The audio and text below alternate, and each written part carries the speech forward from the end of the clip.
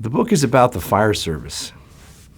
It's about what someone goes through when they become a firefighter, the emotional, psychological, physical toll it takes to be a firefighter, as told through the lives of 5 firefighters: an engine man, a truck company member known as a truckie, an officer, a chief, and a probationary firefighter known as a rookie or a probie.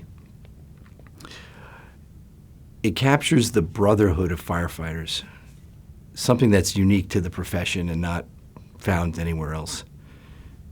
And then it takes the reader through a minute-by-minute account of what the fire service went through on September 11th.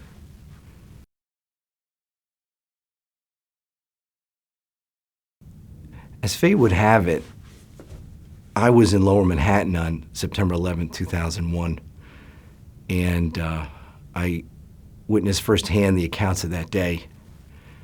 And being a volunteer member of the fire service in my hometown in Greenwich, Connecticut, that night I was back at my firehouse, and we were already deployed into a neighboring county on a mutual aid assignment to support the fire companies in Westchester, a county just north of New York City, because they had been called into New York City to assist because so many firefighters were killed that morning.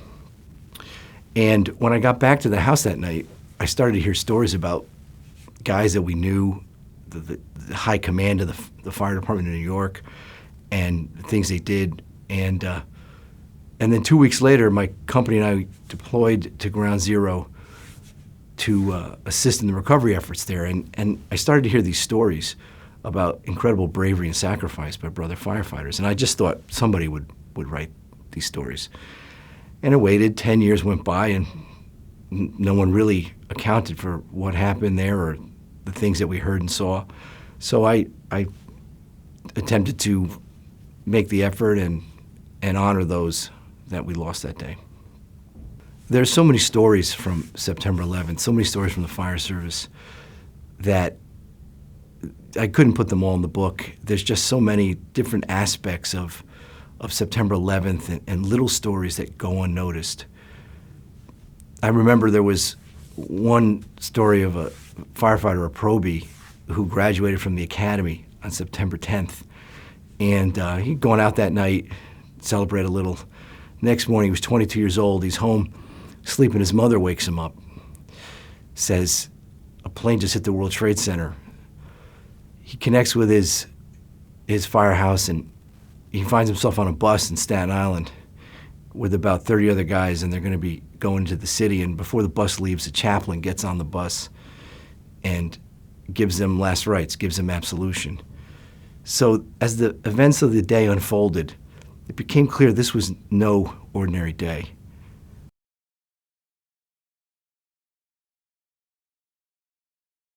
I've been in the fire service since 1982 as a firefighter in a volunteer fire company in Greenwich, Connecticut. And I just happened to have been there at September 11th in Lower Manhattan on my way to work and witnessed the attacks firsthand. And those two experiences combined, so I was 2 weeks later with my fire company, and we deployed to the World Trade Center to assist in the recovery efforts there. So all of that basically has given me a background in which to write this book, and really to try to convey what it is about the fire service that makes it unique, the brotherhood of firefighters. And what you realize is there's only one brotherhood, volunteer and career staff. It's all the fire service.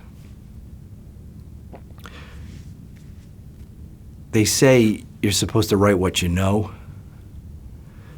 So the experiences I've had in these areas obviously informed this book. Being a volunteer firefighter, having been a first-hand witness of the attacks. There's a character in the book who plays jazz. I played in the jazz band in college. So there's some elements of my experience in the book. But really it's a story about the fire service itself and and September 11th. One of the themes I focus on is the brotherhood. What is loyalty? And what is duty? And what do those things require of you? Why are you compelled to be devoted to certain things? And where does that lead? I think that's something we all have to think about, why we are committed to what we are and why these men and women would step forward and not turn around when imminent danger is upon them. I think the other theme is that every commitment comes with a cost and a price, particularly when it involves sacrifice. And how much should we expect anyone to bear? You know, what is acceptable risk? You know, how much a risk should be accepted in the fire service? And why do we accept so much risk? And this book explores that. Explores why firefighters accept so much risk and why they should.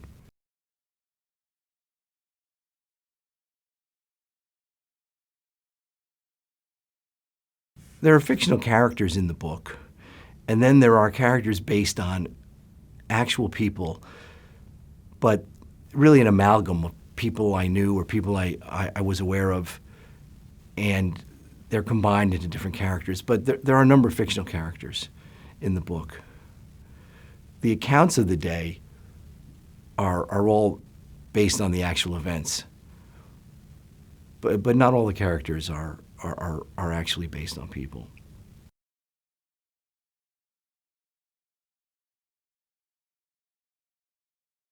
I decided when I started writing this book that I just don't think I could really try to make personal gain off of September 11th. I just think that wouldn't be very good karma.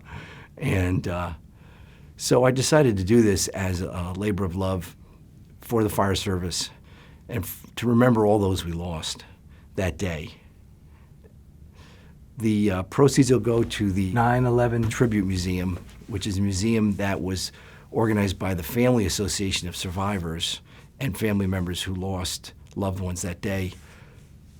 4 or 5 years after the attack, the family members would come down to the site. It was just a construction site, and they would gather around and they'd meet people and they'd tell the stories, and that then they then got a storefront called the 9/11 Tribute Center, and they would give tours out on the site, even when it was under construction.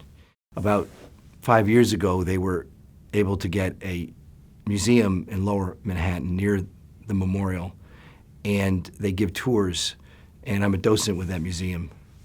The other charity is the Stephen Siller's Tunnels to Towers Foundation, which is a foundation that raises money for the family members of first responders and military service people who were killed in the line of duty.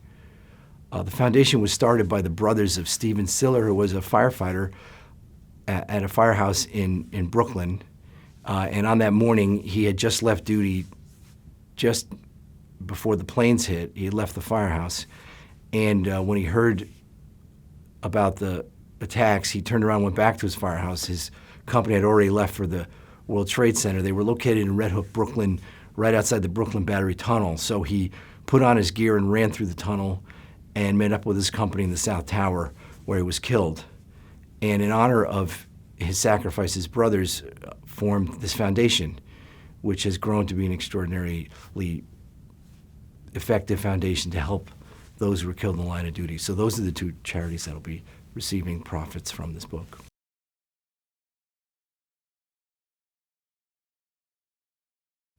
The first thing readers can do is just remember to say thank you to all the first responders who are out there, who protect us, who come forward in times of need and just return to obscurity when not needed. Saying thank you is worth more than all the gold in Fort Knox.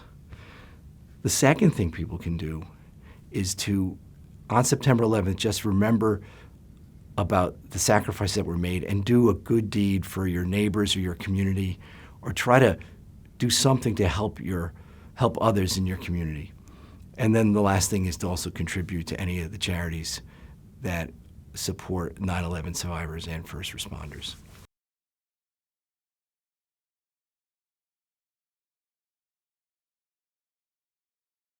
As we move closer to the 20th anniversary of the September 11th attacks, I think what should be remembered about that day is how normal people, everyday people, stepped forward and gave of themselves and helped others. And that it was people from all walks of life who were just going to work. It was police officers and firefighters, it was doctors and nurses, it was office workers, but everybody stepped forward and did something to help others that day. It was a day of unspeakable horror, but it was rivaled by a day of unbelievable sacrifice and goodness. And what also we should recognize is that we came together very quickly.